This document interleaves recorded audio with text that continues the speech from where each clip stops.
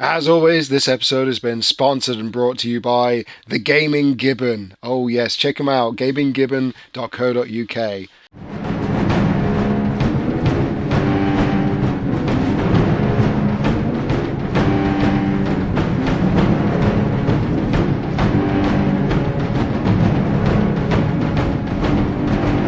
We bring iron and we bring death!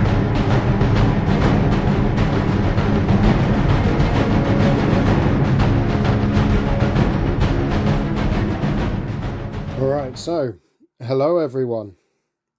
Alright, I'm going to preface this by saying I don't know how well this is going to sound as I'm recording this on a new phone, a new camera. I can't use my old microphone as this is a micro USB-C camera, and my headset that I bought in like 2017, I think it was, that's just an audio jack, so I can't use that at the moment. I've got to get a new headset or an adapter or something. But I wanted to make this video just before I start a whole new project because this is something that's come about over the last 2 weeks. I've just been completely obsessed, both online, posting on the Facebook group, on Reddit, on eBay, talking to sellers, YouTube videos, you name it, with the Horus Heresy. Specifically the new edition, but that's because I'm getting into it now. If I was into the Horus Heresy 10 years ago, it would have been with the first edition. But ultimately, this is the start. Before I actually make anything that is heresy specific, outside of a couple of rhinos, but I'll show you those in a moment. This is before I do any conversions specifically for the Horus Heresy, right?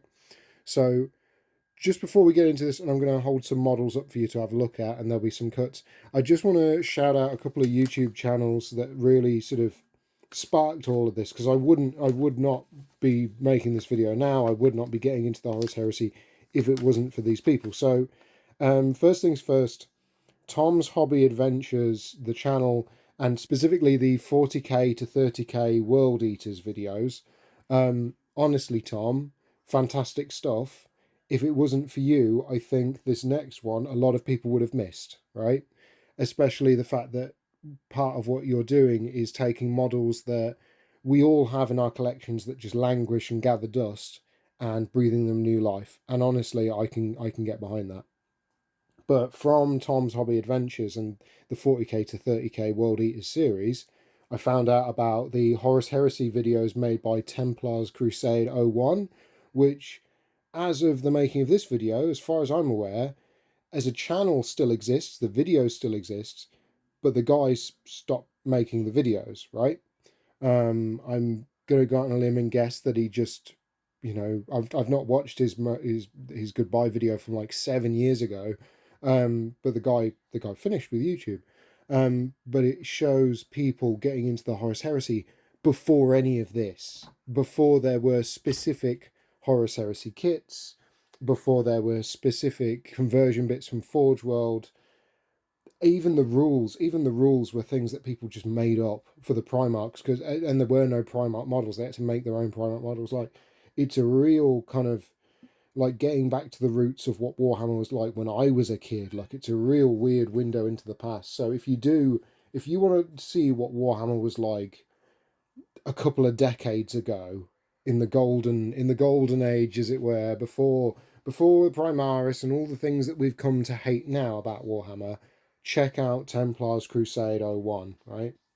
But finally, and this is the last one, I just want to shout out to that new hobby high, that wonderful Aussie from Down Under, and his Ultramarines from Scratch series, because if there was anything that puts you back in touch with when you very first entered the hobby, it is watching someone who is completely new to all of this and all the mistakes they make and all the problems they encounter, everything from day one. And honestly, it has been it's like a weird second-hand nostalgia seeing someone else get into a hobby that you love that's already well established. We've got the Corvus Armor Mark 6 models that came out. We've got all the new releases since Horus Heresy came out a couple of years ago now, and it is just I think I'm up to episode like 40 or 45 at this point, and he's bought the Xiphon Interceptor, and he's painting up Thousand Suns for a friend of his, and he's playing games, and he's making all the kind of mistakes that, honestly,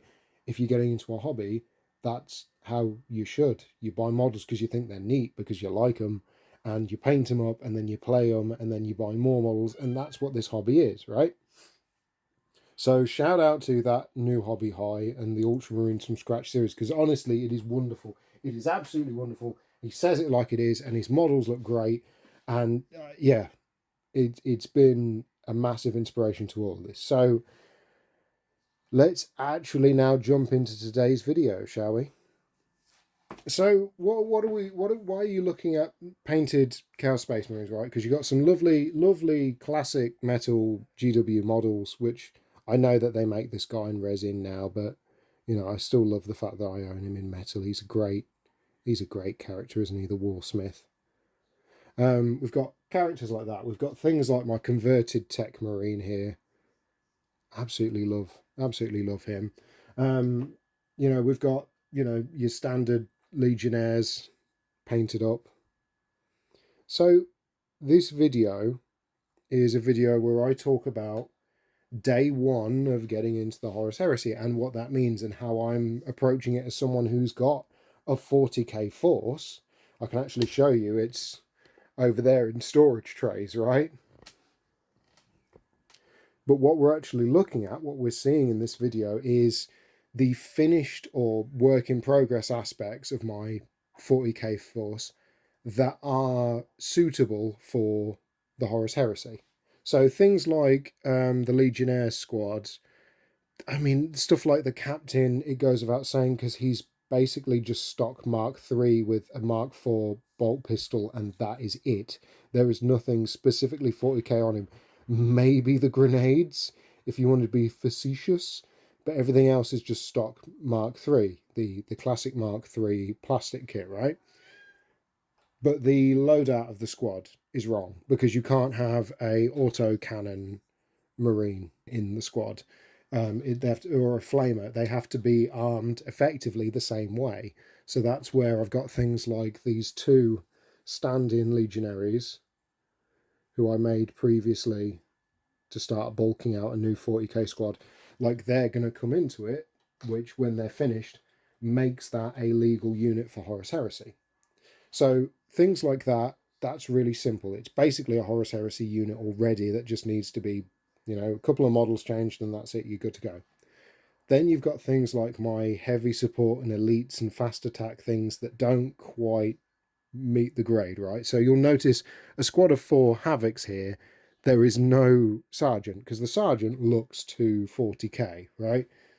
It's tricky because these guys were originally Death Guard Havocs that I bought off eBay many years ago.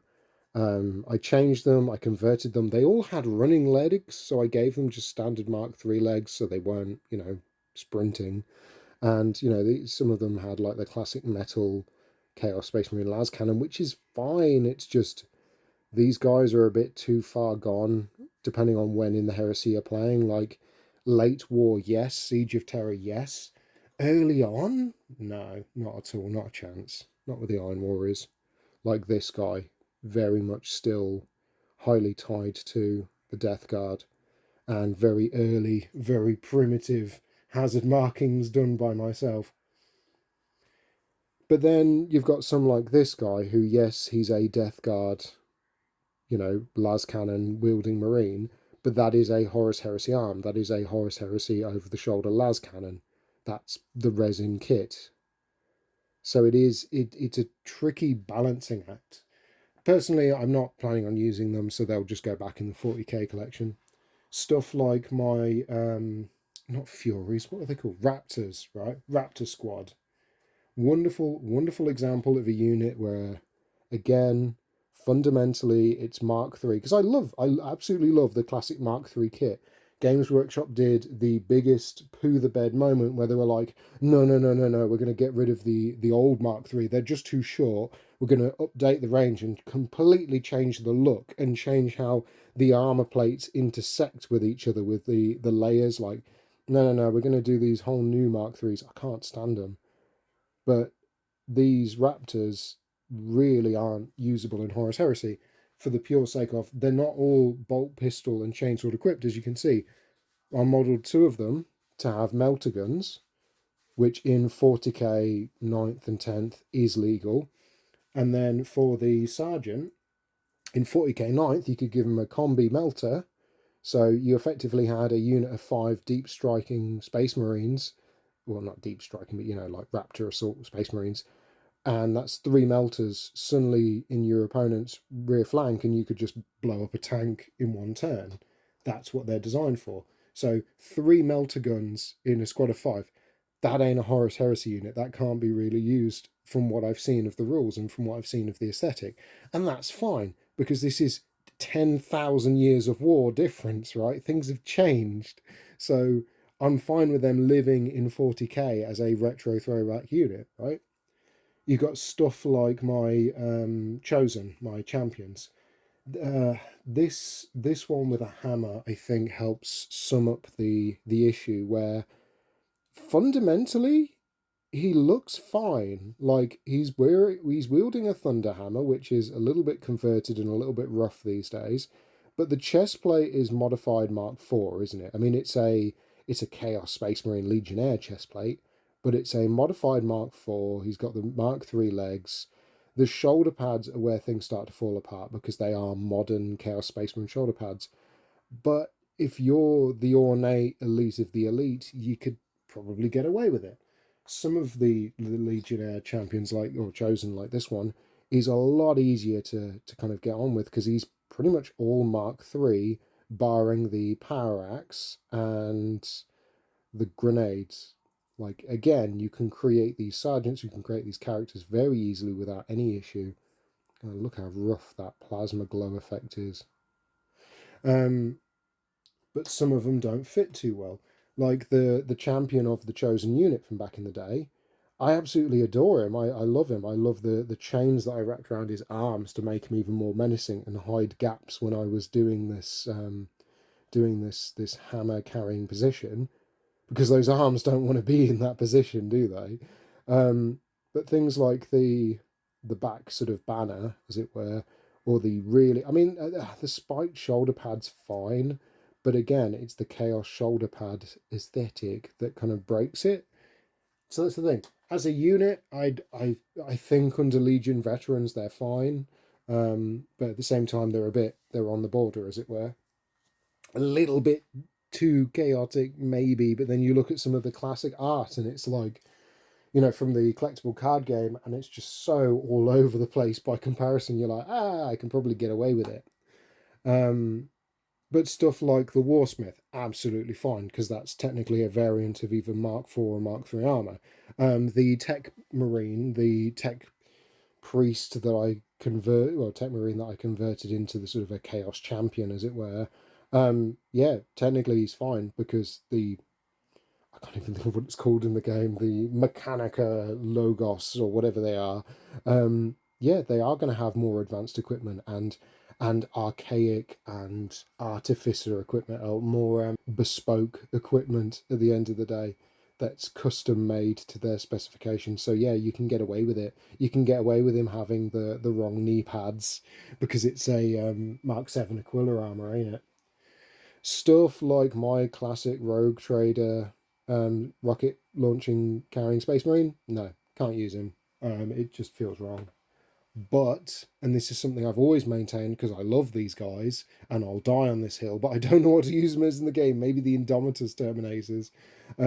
I absolutely adore my Mark I Saturnine pattern Terminators, right? 3D printed gift off a friend.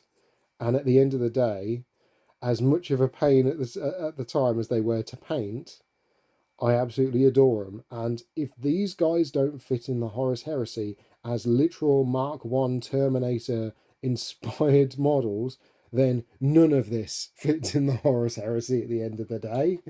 Because this is the kind of grog stuff that these guys were made for, right? Absolutely. But this is the thing. These are things that are already finished. that I already own in my collection that I can just very easily go, yep, that's a Horus Heresy unit. I can play with that, right? Stuff like my Vindicator, like that's a pretty inoffensive tank. There's no issues with that. That can just go straight on the table. Oh boy, those hazard stripes. Oh, it's a bit rough, ain't it? God, it's been so long. I've got to clean everything up. But honestly, it's absolutely fine. Things like the Predator, on the other hand, this guy is rough. This is a rough boy, as you can tell. The turret moves and the guns, everything moves. But he's not finished, and because he's not finished, things can be added, things can be changed, things can be improved, and so long as a model is in that state, you can do whatever you want with it and change it and make it fit. And of course some Cataphracti Terminators, which just for completion's sake will take the one with the axe, because I'm quite proud of how menacing this guy looks, because I put skulls, screaming skulls, where his Terminator little heraldry shields would be. I mean, it's a classic Chaos power axe, don't get me wrong, it's a bit goofy, but it does the business. The heads, the skulls on the back, I wish in hindsight I didn't add those, but if skulls are the most of your worries, like you're fine. You're going to be okay, kid. So yeah, this represents all the stuff that I currently have that is ready to play the Horus Heresy with, right? A Vindicator, a Predator, Terminators, 15 Terminators, some character models, and one squad of Legionnaires. It's not a force, because I don't have two troops choices here. So let's have a look at all the unpainted stuff that's assembled that technically is usable. gaminggibbon.co.uk. Link in the description box down below. A fantastic brand new company providing paint, tools, scenic basing and crafts for all of your hobby needs right here in the UK. Check out the website and get a 10% off discount code when you sign up to the website. Oh yes, they have all the big name brands from the Army Painter, MIG Paints, Gamer Grass, Geek Gaming Scenics, Green Stuff World, and of course Tamiya. So head on over, tell them that James Hall of JH Miniatures sent you. Oh yes.